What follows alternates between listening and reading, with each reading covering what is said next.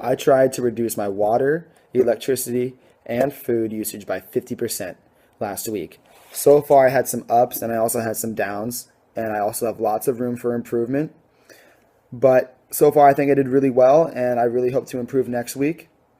And first of all, let's see what I did for water. One of the main things I did to cut my water usage in half was that I cut my showers in half. Usually I take about 10-minute showers, but I set a timer for about 5 minutes and I tried to beat that timer.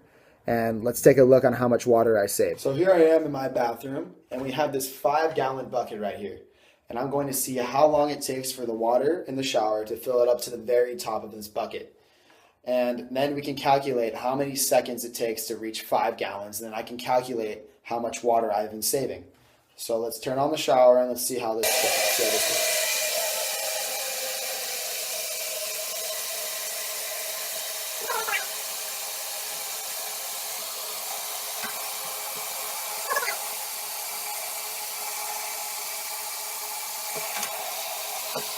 So I didn't fill up the entire 5 gallons, but I filled up exactly half of it because I didn't want to stand there for the entire time and waste even more water than usual. So it took exactly 1 minute to fill up half of that. So it's 2 minutes per 5 gallons. Now since I reduced my showers from 10 minutes down to 5 minutes, I did the calculations and I'm saving exactly 12.5 gallons of water every time I take my showers now. Now, if everybody just cut their showers in half, it would really help out the drought. It might not solve the problem, but it's a step in the right direction. Meat is one of my favorite things, and I probably eat about a pound of meat a day. Bacon for breakfast, a sandwich or a burger for lunch, and a big steak for dinner is my usual routine. Over the last week, I did not have that much meat at all. I probably only had about meat once or twice. I know I messed up, but it happens.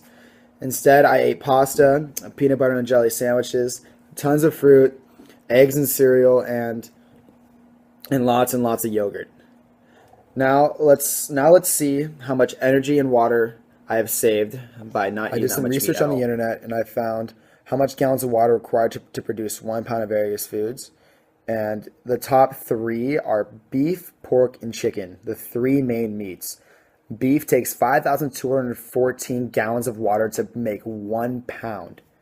That's crazy. Pork is 1,630 and chicken is 815 gallons.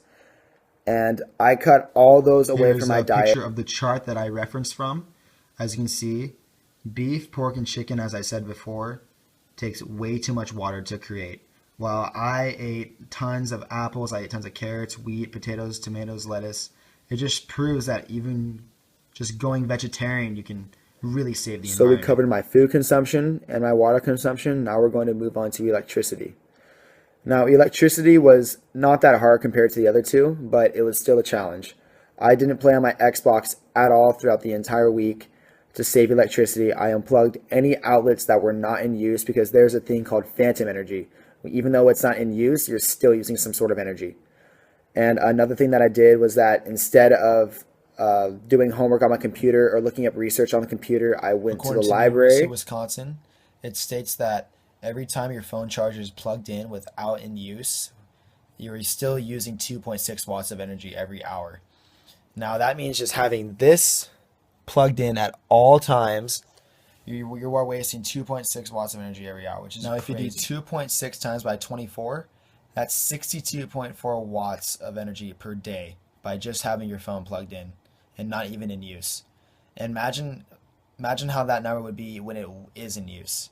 Because you're going to need to charge your phone. Also, another thing that I did was that I turned off all the lights in my dorm room throughout the entire week every time I left the room.